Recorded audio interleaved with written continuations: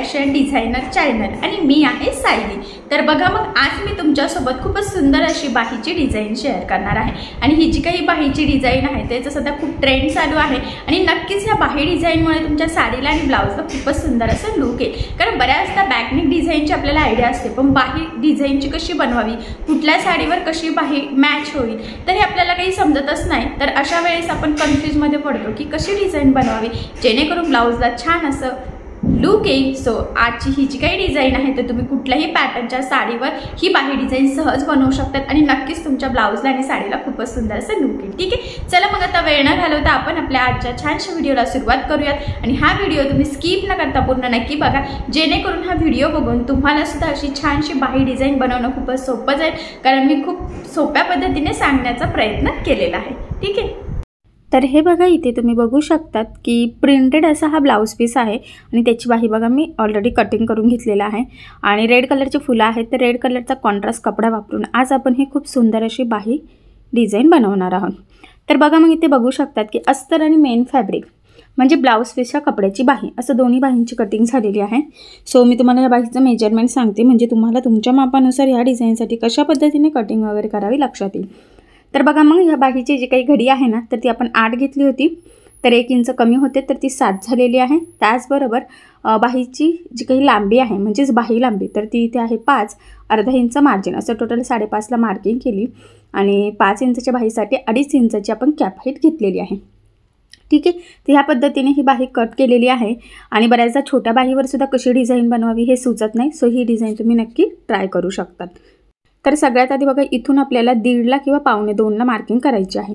तुम्हाला वाटलं तर तुम्ही 2 इंचाला सुद्धा करू शकता, तुम्हाला तो शेप किती डीप हवा आहे त्यावर ते डिपेंड आहे। सध्या मी 1.5ला मार्किंग केली आणि उभं जे आहे ना तर ती 3ला मार्किंग करायचं, मग अर्धा इंच आपलं बाही जोडण्यात जाणार आहे। सो मी 3.5ला मार्किंग केली आणि हा बॉक्स ह्या पद्धतीने ते ड्रॉ केला। इथून द्यायचा आहे गोलाकार शेप। आता हा आपण कट करून बघूयात किती डीप वाटतोय आणि जर तो आपल्याला कमी डीप वाटला तर आपण मग थोडंसं एक्स्ट्राचं 1/2 इंच पकडून इथे कट करू शकतो। ठीक आहे, तर बघा मग ह्या पद्धतीने आपण हा शेप कट केला, ओपन करून बघते। ठीक आहे, एवढाही सफिशियंट आहे आणि जर आपल्याला वाटत असेल की अजून थोडासा पाहिजे नाही तर बघा 1 लाईन एवढं आपण इथे कट करू शकतो। ठीक आहे, आता ओपन करून बघूयात। तर बघा अजून सुंदर असा ब्रॉड शेप इथे रेडी झालेला आहे। तर अशा पद्धतीने आपण आता हा शेप इथे कट केलेला आहे। तर आता आपण बाही स्टिच करायला सुरुवात करूयात। सगळ्यात आधी आपल्याला मेन फॅब्रिक आणि अस्तरची बाही एकमेकाला जोडून घ्यायची आहे। तर बघा त्यासाठी आपल्याला काय करायचं आहे, आपलं जे काही मेन फॅब्रिकची बाही आहे ती या पद्धतीने सरळ ठेवायची, त्यावर अस्तरची बाही ठेवायची आहे आणि बघा एक मध्यभागी आपण पिन लावून घेऊयात, म्हणजे आपलं बाही तिरकी जाणार नाही। आणि त्याचबरोबर दोन्ही साईडला कडेला सुद्धा आपण इथे शेपला पिन लावून घेऊयात, म्हणजे तो शेप जास्त स्प्रेड होणार नाही, आपल्याला जसा हवा आहे तसाच गोलाकार प्रॉपर यावं यासाठी। आणि बघा आता सगळ्यात आधी हा जो काही शेप आहे ना तिथे आपल्याला साधारणतः 1/2 इंच एवढं मार्जिन पकडत इथे टीप मारून घ्यायची आहे। इथे तुम्ही कॅनव्हास पेपर सुद्धा यूज करू शकतात किंवा नाही केला तरी सुद्धा चालेल, ते तुमच्यावर डिपेंड आहे।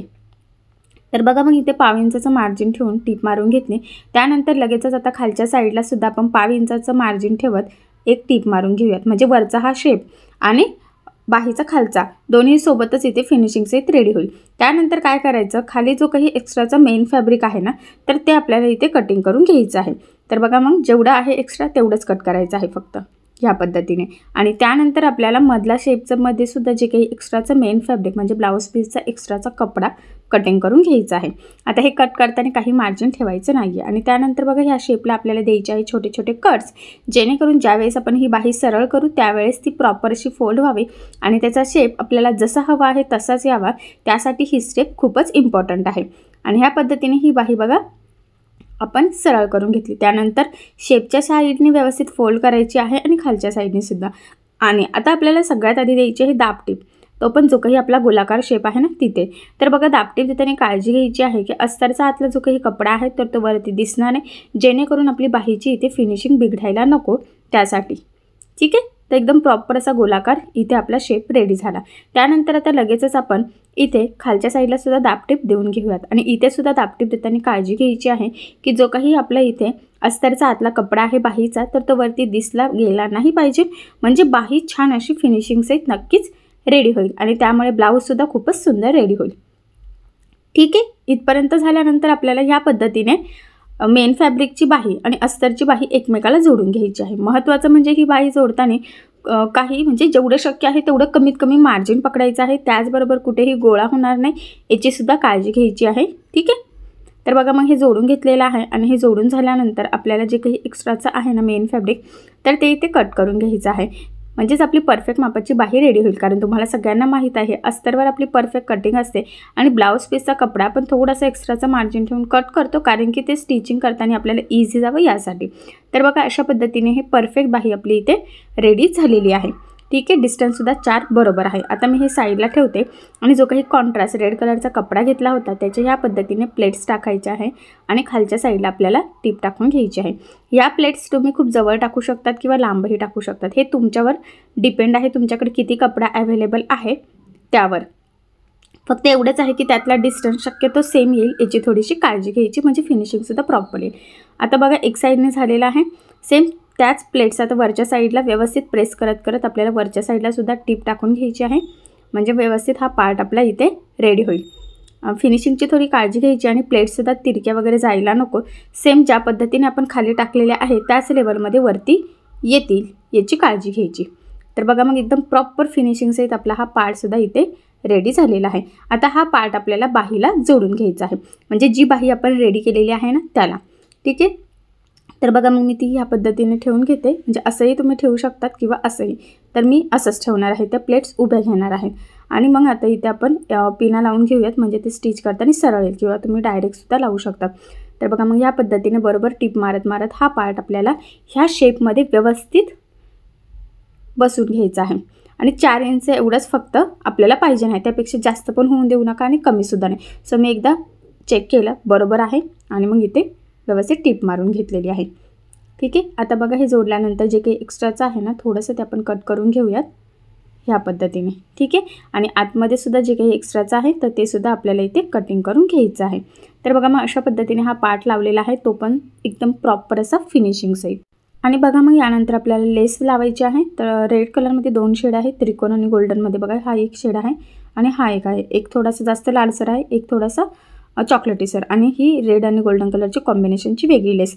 तर तुम्ही कुठलीही लेस यूज करू शकतात. नुसतं गोल्डन आणि रेड कलरचं कॉम्बिनेशनची त्रिकोणवाली करू शकता, नुसती गोल्डन करू शकता, नुसती रेड करू शकता. तुमच्या आवडीवर ते डिपेंड आहे. तर इथे मी जे काही ही बघा ही लेस ठेवलेली आहे, गोल्डनमध्ये पट्टी आहे आणि कडेने रेड कलरची. तर अशा पद्धतीची ही जी काही लेस आहे ना तर ती लावणार आहे. सो त्यासाठी मी मॅचिंग दोरा इथे ओवून घेतला. मी बऱ्याचदा सांगते फिनिशिंगसाठी जी लेस वापरणार आहे ना तर त्याच कलरचा दोरा शक्यतो यूज करायचा. आणि हा वरचा जो काही गोलाकार शेप आहे तिथे आपल्याला ही लेस लावून घ्यायची आहे. तर व्यवस्थित काळजीपूर्वक आपल्याला ही लेस इथे लावायची आहे.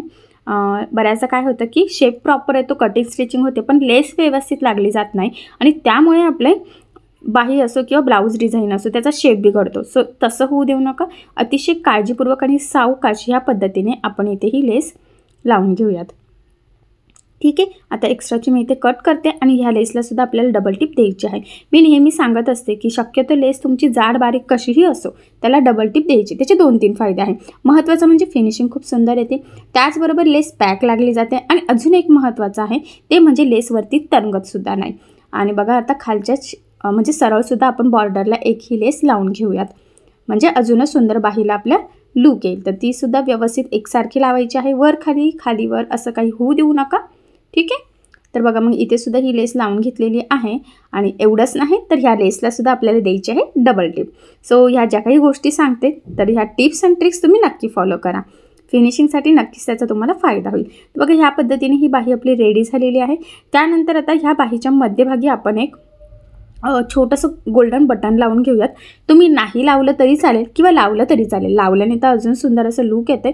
सो मग मी इथे लावत आहे. ॲक्च्युली याचा पफ वगैरे सुद्धा एकदम प्रॉपर असा छान आलेला आहे. ठीक आहे. तर बघा मग अशा पद्धतीने खूप सुंदर असा कॉन्ट्रास्ट कपडा वापरून आज आपण ही बाही डिझाईन बनवली आहे.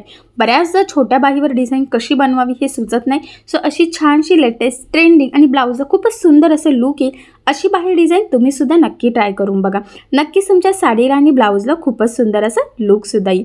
सो नक्की ट्राय करा. आणि जरी काही प्रॉब्लेम येत असेल तर मला कमेंट करून नक्कीच कळवा. मी तुमच्या प्रश्नाची उत्तर देण्याचा नक्कीच प्रयत्न करेन. ठीक आहे. चला मग आता आपण आपला आजचा व्हिडिओ इथेच थांबूयात. आणि तुम्हाला आपला आजचा व्हिडिओ आजची छानशी अशी डिझाईन कशी वाटली हे मला कमेंट करून नक्की कळवा।